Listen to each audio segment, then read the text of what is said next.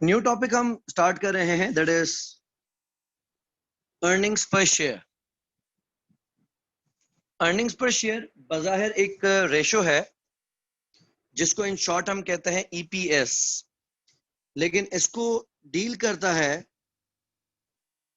International accounting standard 33।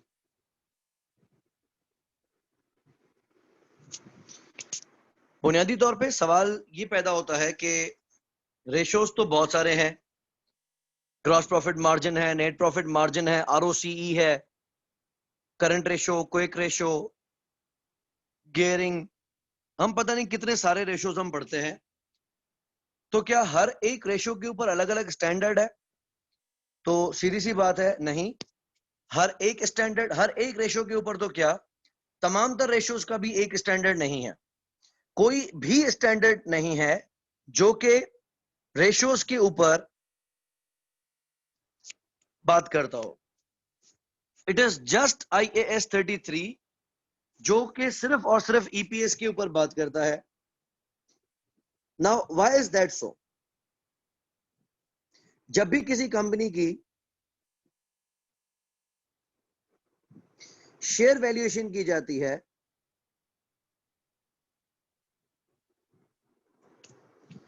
तो most commonly used एक ratio है PE ratio. PE ratio is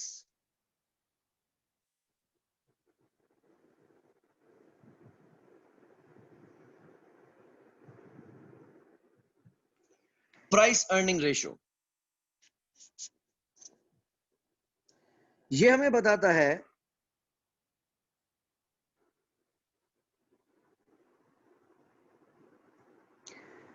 कि कितने टाइम्स ज्यादा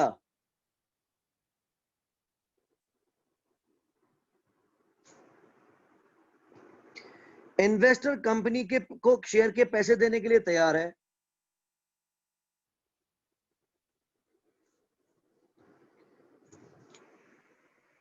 प्राइस अर्निंग रेशो टाइम्स में आता है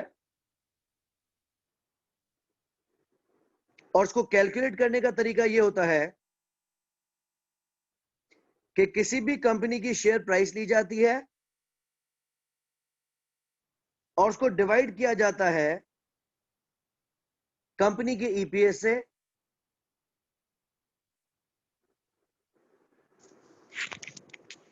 जिसका आंसर आता है टाइम्स में। टाइम्स का मकसद क्या है?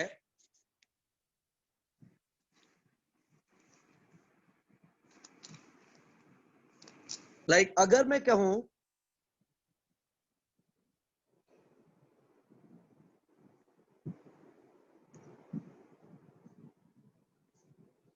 कि पाकिस्तान स्टॉक एक्सचेंज के स्टील सेक्टर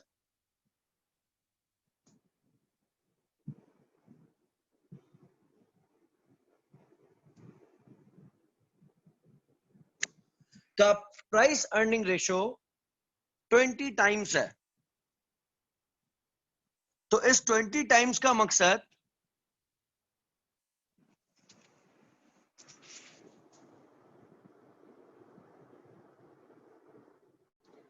यह होगा कि कोई भी इन्वेस्टर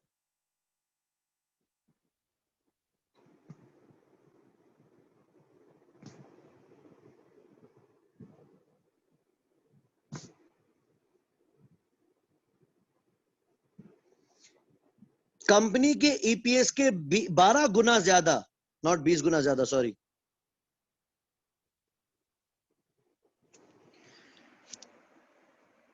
कंपनी के ईपीएस के 12 गुना ज्यादा पैसों पे शेयर खरीद सकता है। अब अज्यूम हमें यह पता चलता है कि एक कंपनी है अमरेली स्टील्स,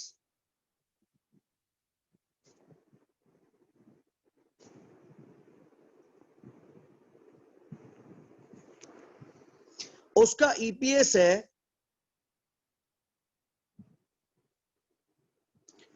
अज्यूम 3.4 पर शेयर। ठीक है, 3 रुपए 40 पैसे अगर एक कंपनी का ईपीएस है, तो इन्वेस्टर जब ये डिसाइड करेगा कि मुझे अमरेली स्टील का शेयर कितने में लेना चाहिए, तो वो क्या करेगा, इसको मल्टीप्लाई करेगा 12 टाइम से।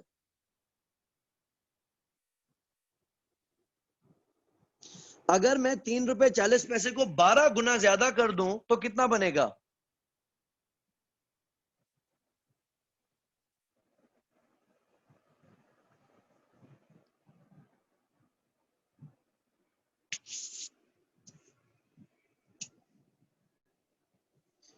इट इज 40 रुपीज 80 पैसा।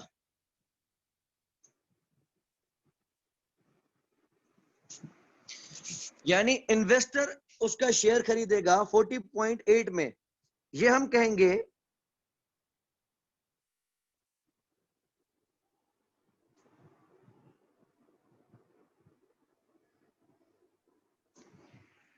कि अमरेली स्टील के शेयर की वैल्यू 40.8 होनी चाहिए। तो हम बेसिकली कैसे कैलकुलेट कर रहे हैं? By using PE ratio. और पीई रेशियो में हम कौन सा रेशियो यूज कर रहे हैं? ईपीएस।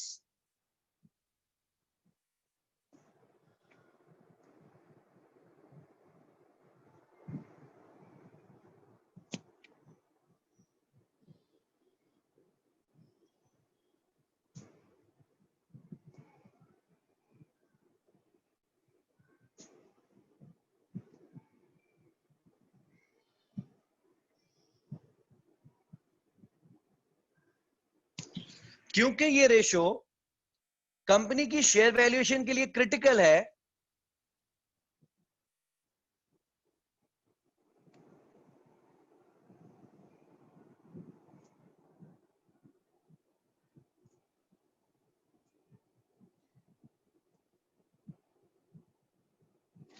तो कोई भी कंपनी अगर अपना ईपीएस कम पेश करके बताती है, कम तो कोई क्यों ही करेगी, जानबूझ के ज्यादा बताएगी। अगर कोई ईपीएस मैनिपुलेट कर दिया जाता है, तो मैनिपुलेशन की वजह से इन्वेस्टर गलत शेयर प्राइस कैलकुलेट कर बैठेगा और अल्टीमेटली इन्वेस्टर का नुकसान हो जाएगा। और हमारा फाइनेंशियल रिपोर्टिंग का, फाइनेंशियल स्टैंडर्ड्स का या अकाउंटिंग स्टैंडर्ड्स का रोल ही यह है कि हमने फेयर और ट्रांसपेरेंट रिपोर्टिंग करवानी है। ओके, पहले बात करते हैं कि इसमें अर्निंग का मकसद क्या है। अर्निंग का मकसद है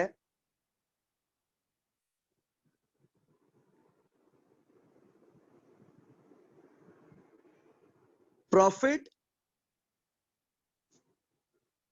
attributable to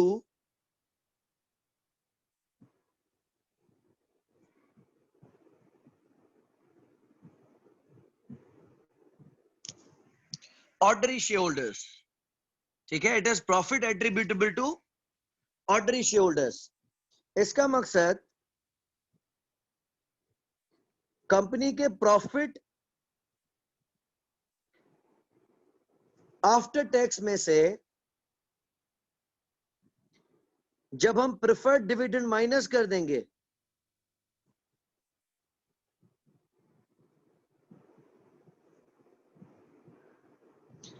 तो this would be the profit attributable to ordinary share holders.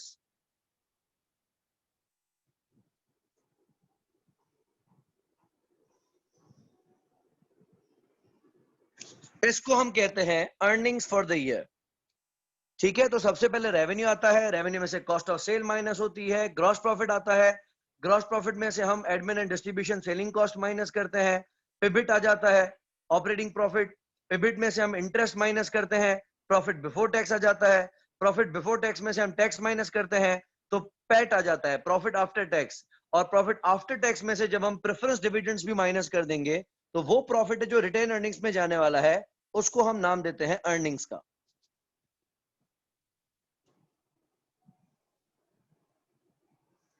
अब इश्यू है विद नंबर ऑफ शेयर्स, तो हम उसके लिए कौन सा लेंगे? Weighted average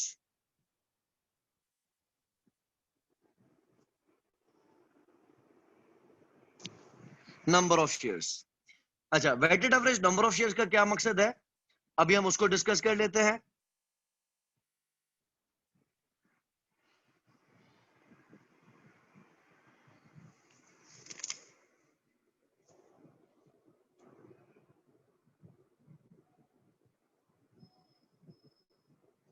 let's assume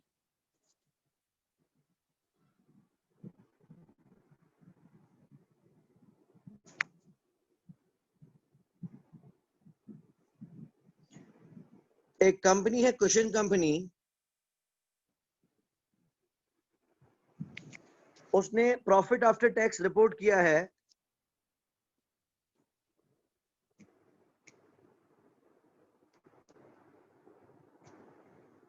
12.6 million dollars का।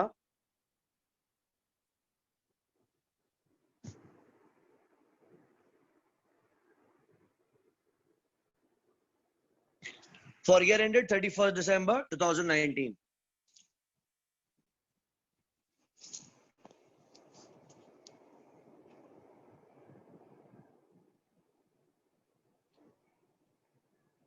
अब उसके पास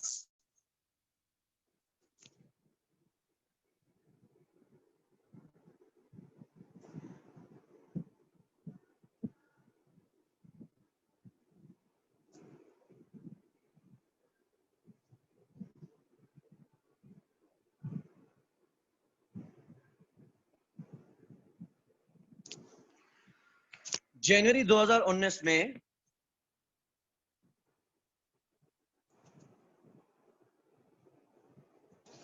इशूड शेयर्स कितने थे, 5 million.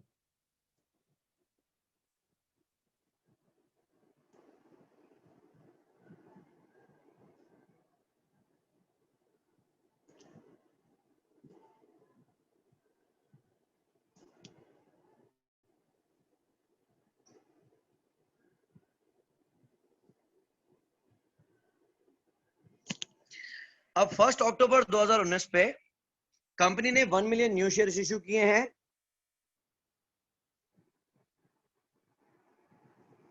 Eight market value.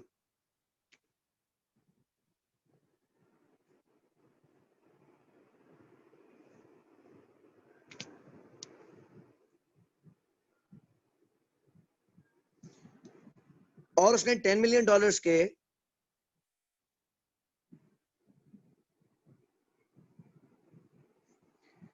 Preference shares भी इशू किए हैं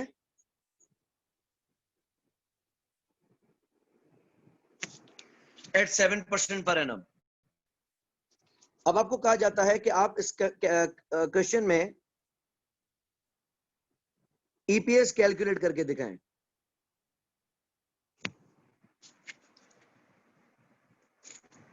अच्छा, सबसे पहले तो आप मुझे बताएं कि profit attributable to ordinary shareholders कितना होगा इस क्वेश्चन में, जिसको इन शॉर्ट कहें तो अर्निंग्स कहेंगे। अगर एक्सप्लेन करूं तो मैं क्या वर्ड यूज कर रहा हूं, profit attributable to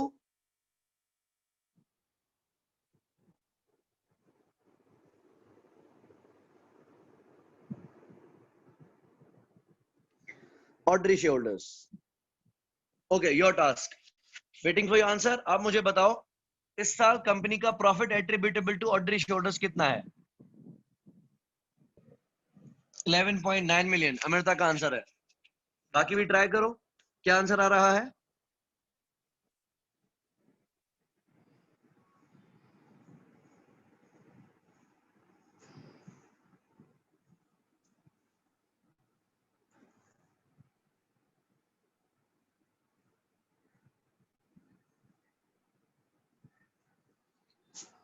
profit after tax boss 12.6 million, less करेंगे इसमें से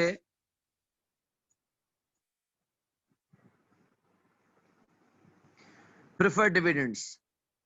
पैसे हमने रेस किए हैं 10 मिलियन 7% पे,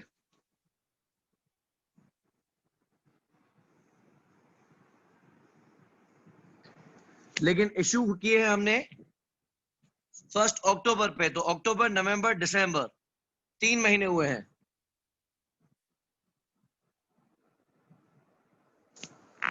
3 महीने का डिविडेंड कितना बनेगा?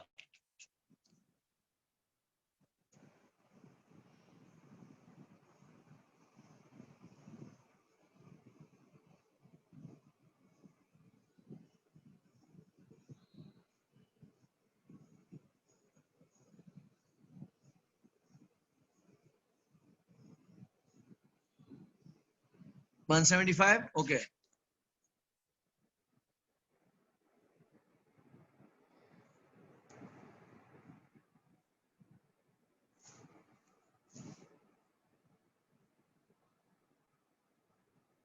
इट्स 12,427। सही है, यही है।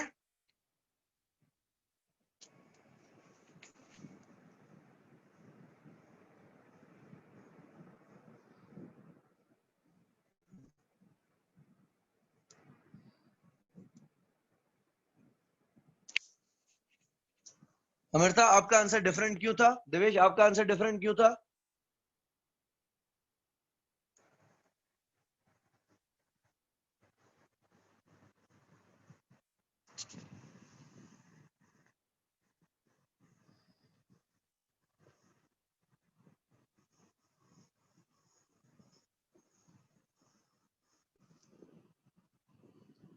अच्छा, पॉइंट्स में कंफ्यूजन था, ठीक है। और अमृता, आपने पूरे साल का डिविडेंड ले लिया था, ठीक है। ये आ गया हमारा profit attributable to ordinary shareholders. अच्छा, अब हमारे पास एक दूसरा इश्यू ये है कि हमें चाहिए अर्निंग पर शेयर। तो आप देख सकते हैं हमारे पास 1 जनवरी 2019 पे नंबर ऑफ शेयर्स कितने थे ऑर्डनरी? क्वेश्चन के मुताबिक हमारे पास 5 मिलियन ऑर्डनरी शेयर्स थे।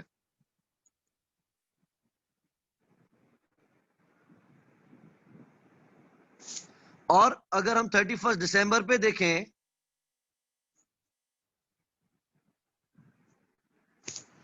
तो हमारे पास नंबर ऑफ शेयर्स कितने हो गए हैं? हमें बताया गया है कि अक्टूबर में हमने 1 मिलियन फर्दर शेयर इशू किए हैं।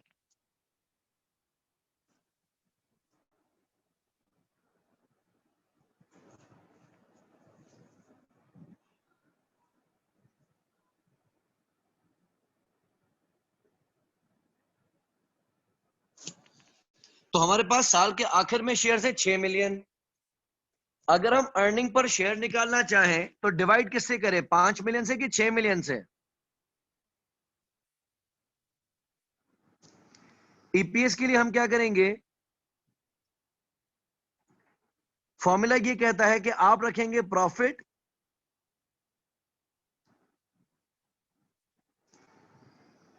Attributable two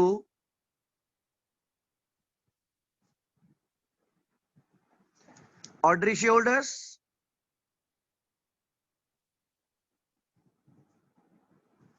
divided by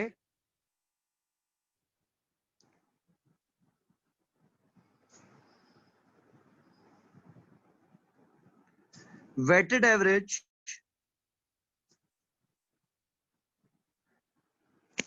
number of shares. देखिए, कंपैरिजन के लिए अगर मैं 5 मिलियन पूरे साल के लिए रखूं तो भी गलत है, अगर 6 मिलियन पूरे साल के लिए रखूं तो भी गलत है। और क्योंकि ये क्यूमुलेटिव फिगर है, आपके पास जनवरी से लेकर सितंबर तक 5 मिलियन थे। जनवरी से लेकर सितंबर तक कितने महीने हो गए?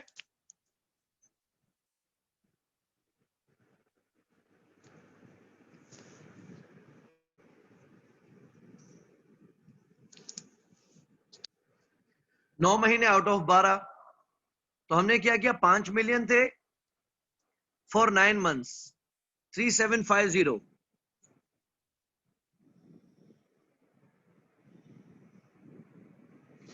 और बाकी 3 महीनों के लिए 6 मिलियन शेयर्स थे।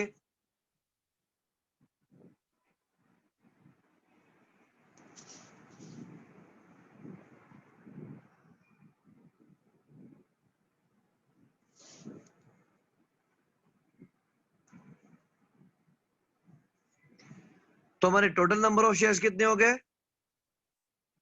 5250। ये है weighted average.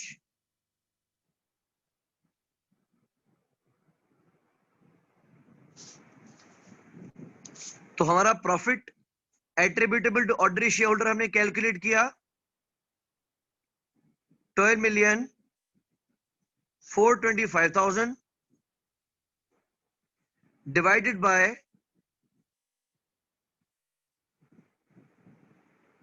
weighted average number of shares 5250।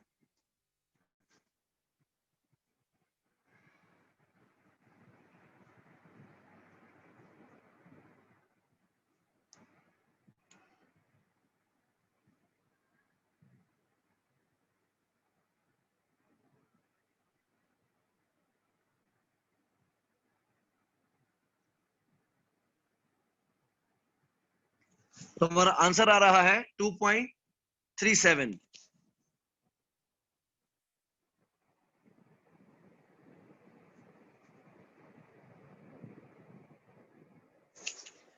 पर शेयर। ये बना हमारी कंपनी का अर्निंग पर शेयर या ईपीएस। कोई कंफ्यूजन है तो पूछ सकते हैं।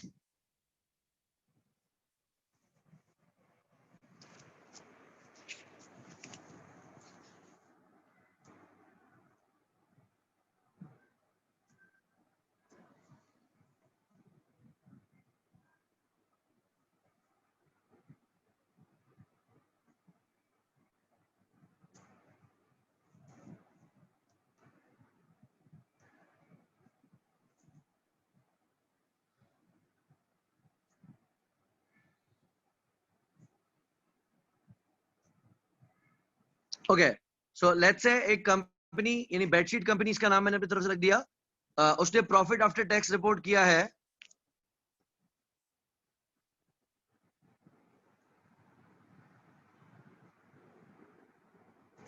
18,620,000 का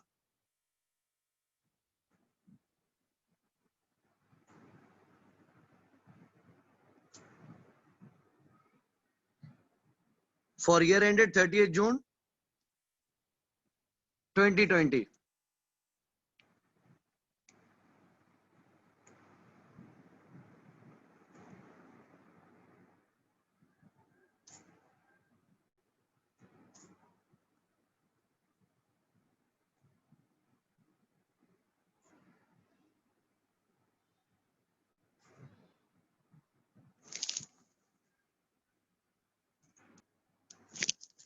ओके, आपने इसको क्वेश्चन को अटेम्प्ट करना है।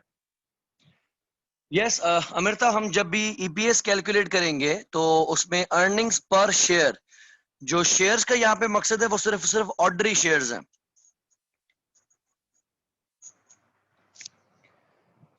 Devesh, it's not dividend. अच्छा सॉरी, जिस डिविडेंड की आप बात कर रहे हैं वो प्रेफरेंस शेयर्स का डिविडेंड्स है। रिमेंबर वन थिंग, मैं आपको आंसर कर रहा हूं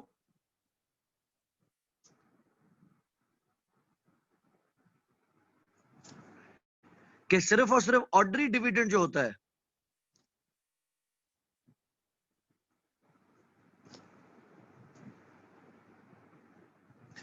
उसको पे किया जाता है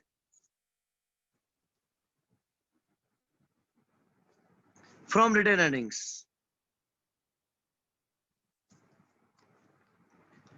जबकि प्रेफर्ड डिविडेंड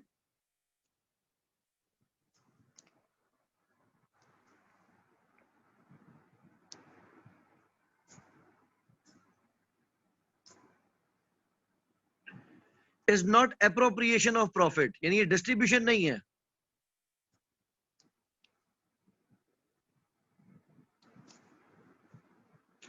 दूसरी बात, ये फिक्स्ड होता है, ये प्रॉफिट का शेयर नहीं होता।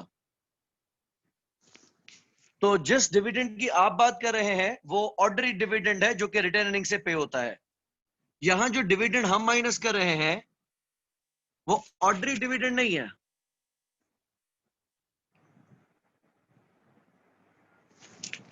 वो प्रेफर्ड डिविडेंड है।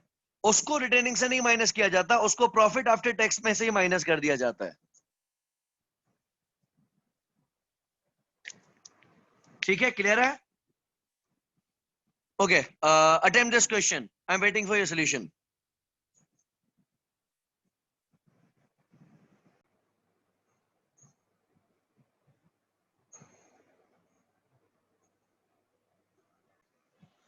Okay, start कर रहे हैं.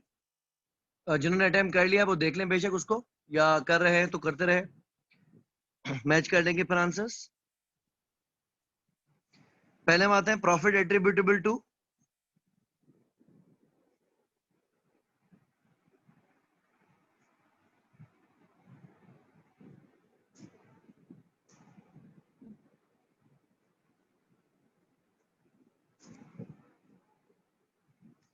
Ordinary shareholders. उसके लिए हमने पहले लिया प्रॉफिट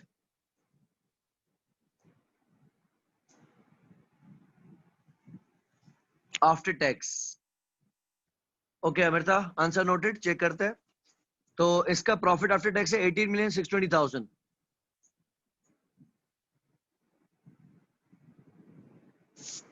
इसमें से हम माइनस करते हैं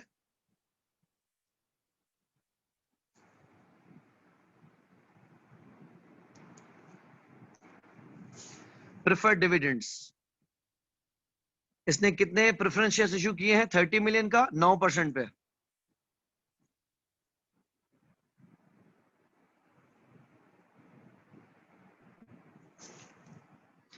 और कब किया है? 1 मार्च पे. मार्च, अप्रैल, मई, जून, 4 महीने.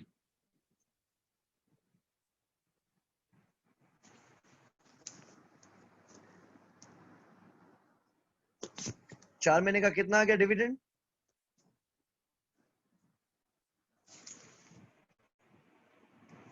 30 मिलियन, 9%, 4/12, 900. ठीक है.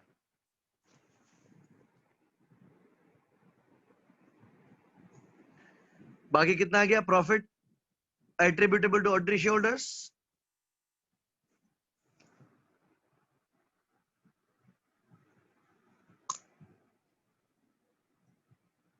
17,720. ओके.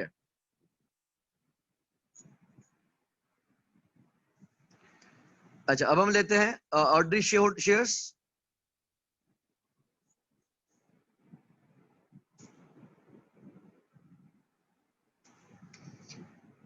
तो हम देख रहे हैं कि हमारे पास 1 जुलाई पे कितने शेयर्स थे. ऊपर मैंने बताया कि 60 मिलियन डॉलर्स का शेयर कैपिटल है. पार वैल्यू 40 सेंट्स है. Correct, 150 million.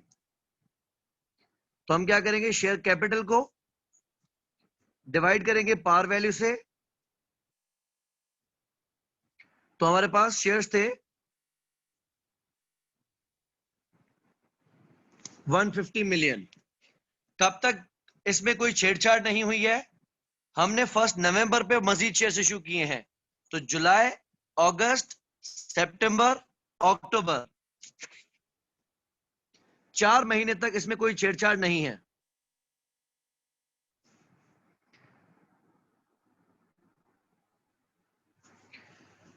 जबकि 1 नवंबर पे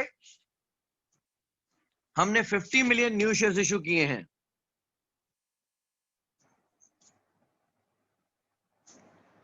तो टोटल शेयर्स हो गए 200 मिलियन. ये कब से कब तक रहे हैं और छेड़छाड़ नहीं हुई है? नवंबर, दिसंबर, जनवरी, फरवरी, 4 महीने. फिर 4 महीने क्यूमुलेटिव फिगर ये रही है.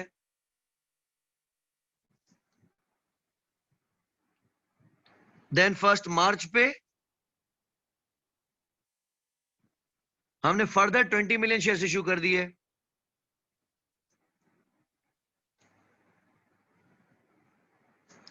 अब इसके पास टोटल शेयर्स कितने हो गए?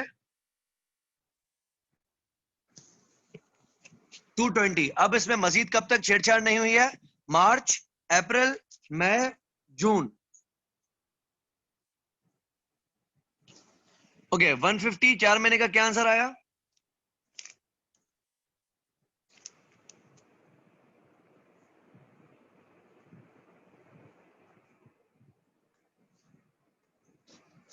50 मिलियन, ओके।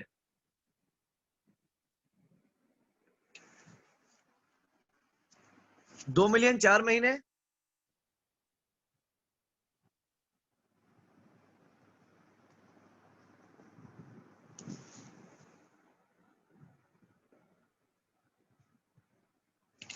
$66,666,7, मैं इसको राउंड अप कर रहा हूं। अच्छा, लास्ट इज 220, 4/12।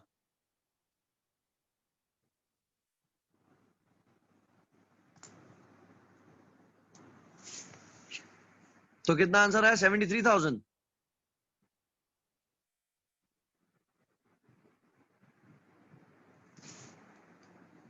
ठीक है, टोटल करें तो वेटेड एवरेज कितना बना?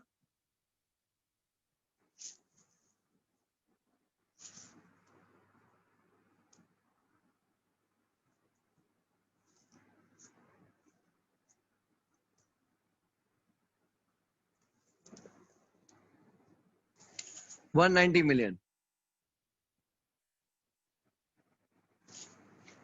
अब ईपीएस कैलकुलेट करेंगे तो profit attributable to ordinary shareholders is 17 million. 720,000 divided by number of shares, weighted average is 190 million, 0.09।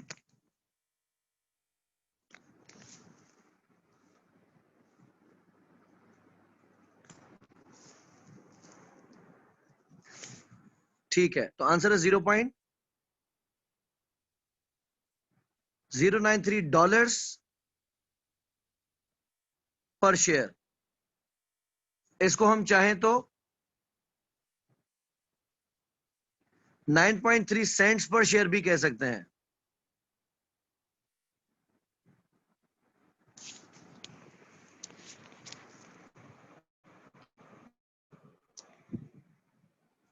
ठीक है, किसी को इश्यू हो तो डिस्कस कर लें।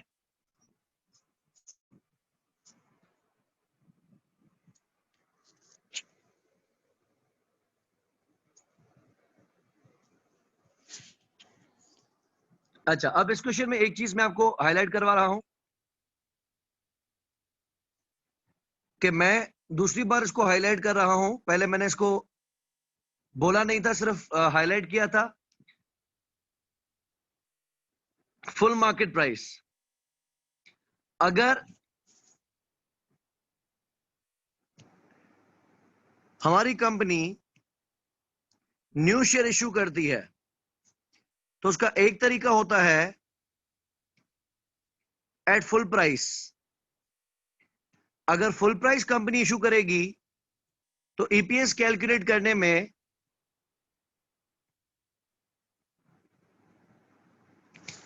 हम इनको करते हैं टाइम अपोर्शन, जिस तरह अभी हमने ऊपर किया है। दूसरा, कंपनी शेयर्स इशू कर सकती है बाय मींस ऑफ बोनस, यानी स्क्रिप इशू। बोनस इशू का मकसद क्या होता है कि कंपनी फ्री में न्यू शेयर इशू करती है। इससे क्या होता है, कंपनी के नंबर ऑफ शेयर्स में इजाफा जरूर होता है, लेकिन कंपनी को पैसे या रिसोर्सेज कोई भी नहीं मिलते। अब उसकी वजह से एक प्रॉब्लम यह हो जाती है कि कंपनी के नंबर ऑफ शेयर्स बढ़ने की वजह से इस साल का ईपीएस गिर जाता है, क्योंकि नंबर ऑफ शेयर्स क्या है? डिनोमिनेटर है। डिनोमिनेटर की फिगर बढ़ने से हमारा आंसर गिर जाता है, नीचे हो जाता है। तो जब कंपनी के पिछले साल के ईपीएस से इस साल के ईपीएस को कंपेयर किया जाता है तो ऐसा महसूस होता है जैसे कंपनी की परफॉर्मेंस गिरी है। दर हकीकत बात ऐसी नहीं होती कि कंपनी की परफॉर्मेंस गिरी होती है, लेकिन नंबर ऑफ शेयर्स बढ़ने की वजह से ईपीएस गिरा हुआ दिखाई देता है। इसके लिए IS33 ने एक ट्रिक की है। कहा कि bonus shares are not time अपोर्शनड।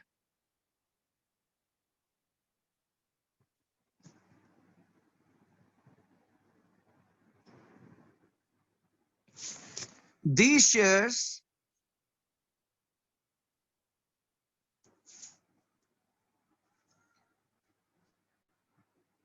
are assumed in issue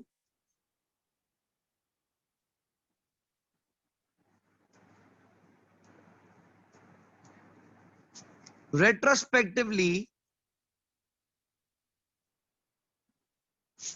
since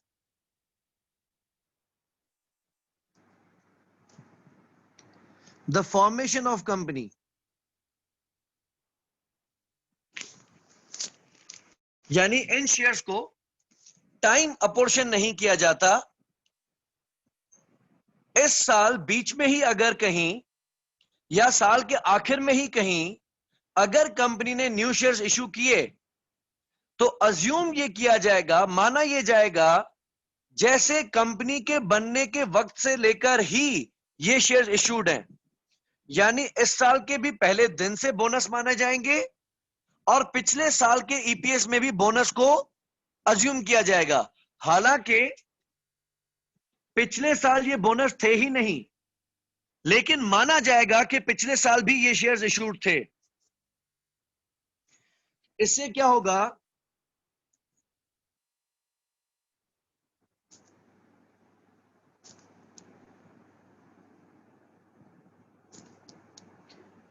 इससे हमारे पिछले साल का ईपीएस भी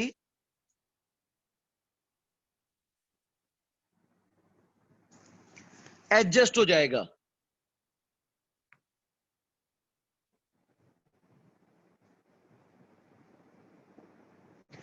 और फिर इसकी कंपैरिजन फेयर हो सकेगी। हेंस मेरे कहने का मकसद समझ लें कि बोनस इश्यू अगर कंपनी करती है तो उससे नंबर ऑफ शेयर्स में इजाफा होता है, नंबर ऑफ शेयर्स में इजाफे की वजह से अर्निंग पर शेयर गिर जाता है। अगर पिछले साल के ईपीएस को इस साल के ईपीएस से कंपेयर किया जाए तो ऐसा महसूस होगा कि इस साल कंपनी की परफॉर्मेंस फॉल हुई है, ड्रॉप हुई है, लेकिन कंपनी को मिला उससे कुछ भी नहीं। इस वजह से बोनस को अज्यूम किया जाता है कि जैसे ये तब से इशूड है जब से कंपनी बनी है।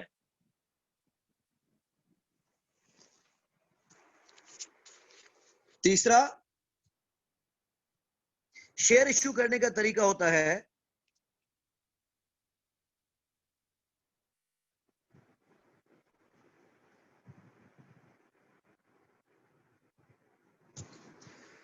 Rights issue.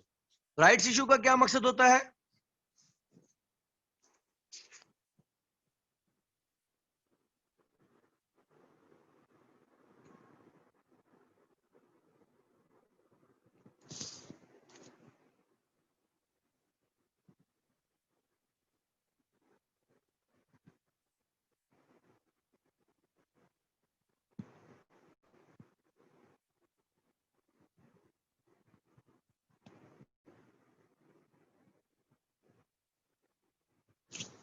इसमें हम एग्जिस्टिंग शेयर होल्डर्स को शेयर इश्यू करते हैं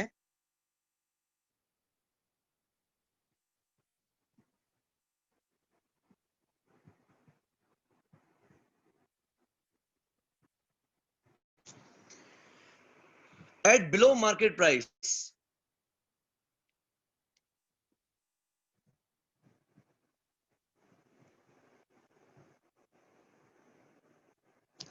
ये पूरे के पूरे फ्री तो नहीं है, लेकिन इसमें शामिल है बोनस एलिमेंट, क्योंकि अगर हमने फुल मार्केट पे इशू किया तो हमने बोनस कुछ ना दिया, अगर बोनस दिया तो सारे फ्री में दिए। राइट में कुछ बोनस है,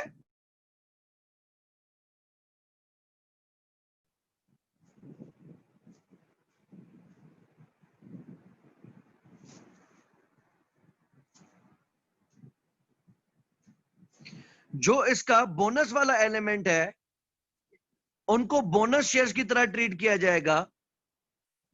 मेरे कहने का मकसद है रेट्रोस्पेक्टिवली जिनके पैसे मिले वो टाइम अपोर्शन किए जाएंगे, जिनकी उनको बोनस अज्यूम किया जाएगा। मैं ज्यादा आगे नहीं बढ़ रहा आज, एक छोटी सी चीज आपको सिखा देता हूं।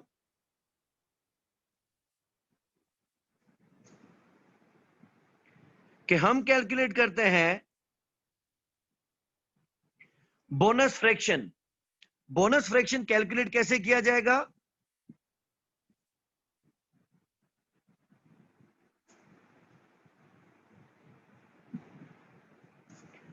Post bonus shares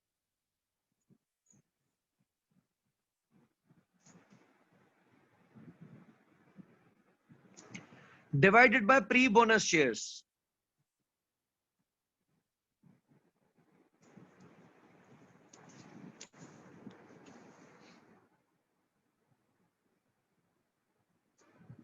Let's say एक कंपनी है covers limited,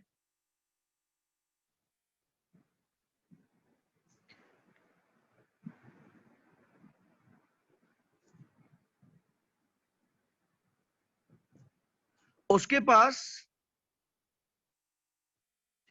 2 million ordinary shares थे।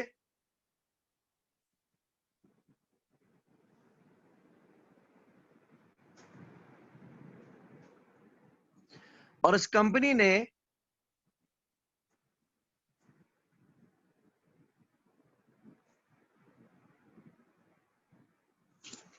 142 कर दिया।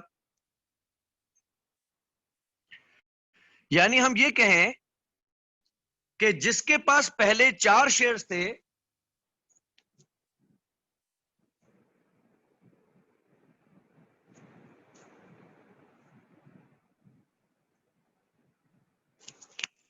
बोनस इश्यू होने के बाद उसके पास कितने शेयर्स हो गए?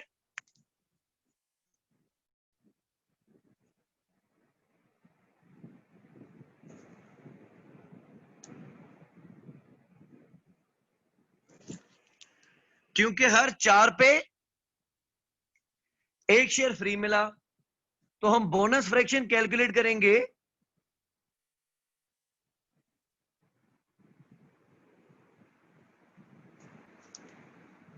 पोस्ट बोनस शेयर्स, यानी 5 shares divided by pre bonus shares, यानी 4 शेयर्स। तो हमारा आंसर क्या आएगा? 5 डिवाइडेड बाय 4, 1.25। इस 1.25 को हम कहेंगे बोनस फ्रैक्शन। ठीक है, इसका काम क्या होगा अब मैं आपको नेक्स्ट क्लास में कंफर्म करूंगा। सिर्फ आप याद रखें कि 3 तरह से कंपनी शेयर इश्यू कर सकती है। एक फुल प्राइस, दूसरा बोनस इश्यू,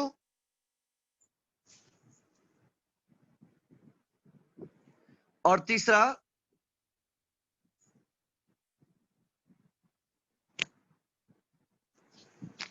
राइट्स इश्यू।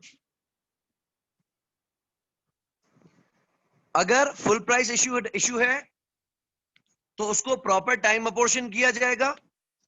अगर बोनस इश्यू होगा तो उसको टाइम अपोर्शन नहीं किया जाएगा, बल्कि अज्यूम किया जाएगा कि कंपनी जब से बनी है तब से ये शेयर्स इश्यूड हैं। और अगर राइट शेयर्स हैं तो जो पैसे मिले हैं उनको टाइम अपोर्शन किया जाएगा, जो फ्री वाला एलिमेंट है उनको बोनस की तरह ट्रीट किया जाएगा। ईपीएस का मकसद क्या है ये भी मैं आपको समझा चुका हूं कि स्टॉक एक्सचेंज में जितने भी फाइनेंशियल एनालिस्ट्स हैं या जो भी मार्केट पार्टिसिपेंट्स या इन्वेस्टर्स हैं, वो सब प्राइस अर्निंग रेशियो को देखते हुए ही कंपनी की शेयर वैल्यूएशन करती हैं। और प्राइस अर्निंग में अगर ईपीएस की फिगर मैनिपुलेटेड होगी तो इन्वेस्टर्स के साथ धोखा हो जाएगा। तो उससे बचने के लिए हमने ईपीएस कैलकुलेट करने का एक स्टैंडर्ड सेट कर दिया है, ताकि तमाम तर कंपनीज अपना ईपीएस एक कॉमन स्टैंडर्ड के तहत कैलकुलेट करें। बाकी रेशियोज तो इंटरप्रिटेशन है, वो कंपनीज जैसा भी कैलकुलेट करना चाहें कर सकती हैं। लेकिन ईपीएस अगर किसी कंपनी ने दूसरी कंपनी से जब जजमेंटल बेसिस पे डिफरेंट कैलकुलेट किया तो इन्वेस्टर्स के साथ सीन हो जाएगा। ठीक है, आज के लिए मैं इसको यहाँ पे रख रहा हूँ। इंशाल्लाह फिर अपनी कल की क्लास में मुलाकात होती है और कल की क्लास में हम ईपीएस को ज्यादा मजीद आगे लेके चलेंगे।